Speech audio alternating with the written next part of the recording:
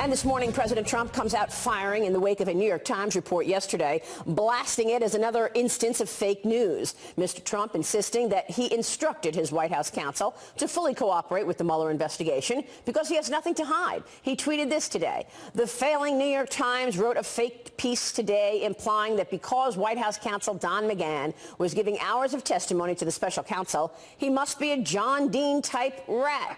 But I allowed him and all others to testify. I didn't have to. I have nothing to hide and have demanded transparency so that this rigged and disgusting witch hunt can come to a close. So many lives have been ruined, the president writes, over nothing. McCarthyism at its worst. Yet Mueller and his gang of Dems refuse to look at the real crimes on the other side. Media is even worse. My next guest this morning has said he is confident McGahn did not provide any evidence that is remotely harmful to the president. Joining me right now is Rudy Giuliani, President Trump's attorney. Mr. Mayor, it's always a pleasure. Very nice to see you, Maria. Good to see you. Give us a status check where the investigation with the special counsel stands today. Well, it should be over. I mean, the one thing left is they want to question the president. Right now, we're going back and forth with letters trying to set out ground rules. We wrote them a letter a week and a half ago. They haven't responded yet, which tells me they're not in a rush. And, someone just asked me, well, will we delay? Hardly, in comparison to the special counsel. I mean, we've been going since June, and we respond in 2, 3 days, 4 days. They respond in 2 weeks. And these are all important things to whether you can do an interview or not, particularly in light of the fact that they already have all the information they're going to ask us about, except they don't have it under oath from the president. So then we get very nervous that they're trying to trap him into perjury, which is not supposed to be what they're doing. They shouldn't be trapping people into a crime. If there's a crime, there's a crime. If there isn't, the president says he did nothing wrong. We don't think they have any evidence that he did. Come on, write your report, put it out, and we'll write ours. Now, let's move on to the election without interference. Even in this article in the New York Times, you have to get all the way to the end. But then at the end, it says McGahn told Robert Mueller the president has not done anything outside of the law. He said everything was legal. Right. Of course it is. McGahn would have had to resign. If back in January, he went into the grand jury, and anywhere in those 2.5 days, he said the president committed a crime. He's going to sit there for the next 6 months working for the president who committed a crime? It's absurd. And the New York Times uses very, very deftly the idea that he cooperated extensively. Well, sure he did. This is a complicated thing. And, lawyers ask the question 5 different ways. Right. I mean, they don't ask it just one way, probably to trap you. But we are confident that he said nothing wrong about the president. And we're confident because the man is a man of integrity, and he would have resigned if something like that had happened. Do you have any sense of whether or not Robert Mueller is, in fact, looking at the actual collusion that did take place, whereas Hillary Clinton paid for the dossier, that they used the dossier to get this warrant to spy on an American citizen just because they didn't like Donald Trump? Now, the interesting thing is the crimes that are being revealed were all committed by them. Here's a situation in which Hillary Clinton pays something about over $1 million for this Steele dossier, which is as phony as a $3 bill. I mean, it's one of them has Cohen going to Europe at a certain time. He was with his son for a baseball tryout. Another has something to do with their ties for 8 years. There's no evidence of any such ties. They're exchanging intelligence for 5 years. Well, that's ridiculous. Trump wasn't even going to run for president until 2 years before. So it's a completely phony document. The guy who did it in the midst of it gets fired, and then even after Steele has been discredited and disgraced, starts working with him. Now, why did Orr work with him? Orr was not involved in anything like this because Orr's wife worked for the company that hired Steele. So they were profiting from the dossier. How about made over $1 million on it? And his wife was involved in this specific investigation with that company. Orr doesn't reveal that to anybody in the Justice Department. Worse than that, when they submit applications for warrants for FISA wires, they don't say that it's based on paid-for Oppo research. They make it sound like it's based on intelligence, and they never correct it even when they find out. Right. And now, those are all perjuries. These are all really important parts to an overwhelming narrative that has been put out there. And I wonder if the president is going to declassify the documents related that's up to him. To the Trump-Russia narrative. I mean, isn't that the only way the American people are actually going to understand what took place here? Well, yes. I mean, you could find it other ways, but it's pretty critical to it, and it would end the speculation quickly, one way or the other. I think the president, has to make that decision with his counsel. In this case, with Emmett Flood, who, for purposes of this investigation, is the White House counsel, not McGahn. McGahn basically is recused from that because he was a witness, which is fine. And I think the president has to decide that. You and I can have feelings about it, but he has to decide it. But the fact is we know enough about it now to know that crimes were committed. Perjury, if there was any collusion with the Russians, they're the ones who did it, and there's evidence of it.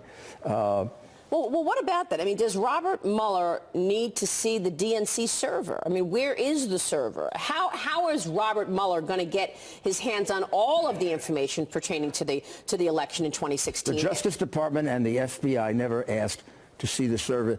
It's been given to them. It's been given to them in bits and pieces on a report done by an outside agency that worked for them. So, I mean, that's a totally this really blows my mind thing to do. Because let's say, I mean, I was at the Democratic National Convention, and I remember what happened on that day of the convention, the day one of the convention. It was Debbie Wasserman Schultz's convention. Right. And she gets hacked. All her emails are out showing an obvious sort of favoritism to Hillary Clinton and just blowing off Bernie Sanders. Everything's out, and now we know what happened. Right. She's forced to resign. And so there you have, at the Democratic National Convention, a complete turnaround. We were only talking about Debbie Wasserman Schultz emails for a few minutes, and when all of a sudden the conversation changes to Trump, Russia, potential collusion. Well, that then gets to Peter Strzok and ultimately Brennan, because this whole investigation started as soon as they knew that the Hillary thing was going to fizzle out. They probably didn't anticipate that Comey was going to damn her with faint praise by saying, I'm not going to prosecute her, but she did all these things that amount to crimes. I mean, he just virtually admits in that report she committed all these crimes, destroyed all these emails, lied, right, did this and did that. I'm not going to prosecute her, but I'm going to tell you what a crook she is.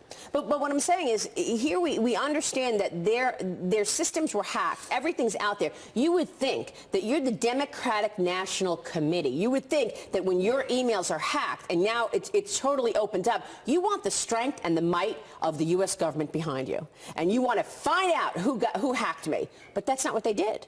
They didn't give the server to the FBI. They never did. They hired a private technology company to look at the server. Well, it's very, very suspicious with regard to this investigation. It also says here what the heck else was on that server. How many other crimes did they commit in addition to this one? And it also, I mean, what I didn't realize until all this evidence started to come in is this is all being orchestrated by John Brennan. Now, because he's the one ultimately, when the Steele dossier is worth nothing, when none of it proves to be true, when none of it is verified, as even Comey said, none of it was verified, and they used it as the basis to get wiretaps, he peddles the report to Harry Reid. In a total setup. He goes to Reid and says, here's the report. They all go through it. If you read it, believe me, Maria, you'll immediately come to the conclusion that it's way out crazy. It's almost like it's almost written like the threat letters that you get. And he gives it to Reid, and Reid then composes a letter to Comey and tells Comey he has to investigate, but doesn't really base it on the dossier because Comey knows the dossier is phony. Right. And so Comey starts the investigation, and then eventually, Mueller takes over. So what are you going to do now if John Brennan sues the president? That's what he said on Meet the Press this morning, that he's going to come up with a legal pushback for losing the security clearance, and he says he wants to make sure nobody else loses the security. Well, then we take his deposition right away. As the plaintiff, he'd have to go first. And I'd volunteer to do that case for the president. I'd love to have Brennan under oath for, I don't know, how many days, 2-3 days? We'll find out about Brennan, and we'll find out what a terrible job he did going back to being the head of mission when the Cobalt Towers was bombed and our Marines were killed. Or we can see what he did or said about Benghazi, how many lies he told about that. Well, I don't know if I'll go back that far to when he voted for Gus Hall. And I don't know, anybody out there ever vote for a communist? What are you going to do, Rudy? I mean, at the end of the day... How do you become CIA director if in the midst of the Cold War you voted for a communist? I mean, only Obama would pick you, and he had a terrible time getting through the Senate because, number one, he was in charge of a lot of waterboarding and defended it. Then he changed his mind about it. Then he was in charge of the drone strikes where you picked out the terrorists he didn't like and you put bombs on them instead of taking them and interviewing them. Plus, he claims to be a great lover of Islam, of the Islamic religion. He says the Hajj was one of the most beautiful things he ever saw. So how does all this square up? Isn't this a guy who's an opportunist and a political hack who goes whichever way the winds are going? How tough has this been for you in terms of pushing up against this resistance constantly? I see all of the evidence. I got it. And I understand, I think, what took place in 2016. And yet, it hasn't resonated with the broad public as much. It's incredible that they've thrown out their ideals, their values, of all of the things we hold dear, our freedoms, wiretapping someone for no reason because it's Donald Trump. Yeah, number one, I'm really discouraged as a former Justice Department official who gave 17 years of his life to the Justice Department, to see a Justice Department under Sessions that will do nothing about this. We can put the recusal thing aside with Jeff, who's a friend of mine. How he's not taking up these investigations just kills me. I mean, these are investigations that are crying out to be looked at and turned into crimes. Meanwhile, they're fumbling around with this collusion thing. It's a laugher. There was no collusion and no conspiracy with the Russians involving Donald Trump. However, we know that the affidavit is false. We have the person who signed it. Why are we investigating that person for perjury? Is the president going to revoke any other security clearances? Well, if they're more like Brennan, he has every right to. And Brennan accused him of treason. Just a few minutes ago, I did an interview. I listened to him, and he basically says he has no evidence that the president committed a crime. He says, well, there was collusion, for which there's no evidence, but I don't know if it was a conspiracy. That would make it a crime. But he says that the guy was involved in, the president was involved in treason, which is punishable by death. So this is an out-of-control political hack. And for someone to be saying that, knowing that he has security clearance, you're sort of suggesting that you know something. Of because course. You've got access to this. Let me ask you this. You mentioned Jeff Sessions. Should the president fire Jeff Sessions? The president should not fire anyone right now because it would take focus off of how their case is falling apart. But why isn't he doing his job then? You just said it. Sessions. Why isn't Sessions doing his job? You're going to have to ask him. I don't know. These don't stand in the way of anything he's accused himself of. Will he fire him after the midterms? I don't know. But, I mean, the main thing is let's get this investigation over with, and then the president can take whatever action he believes is necessary, which is up to him, not me as his lawyer. The only thing I'd like him to give me is defense of that lawsuit that Brennan is going to bring, because I think my payment for this investigation and my representation of the president is to get to depose John Brennan, one of the biggest frauds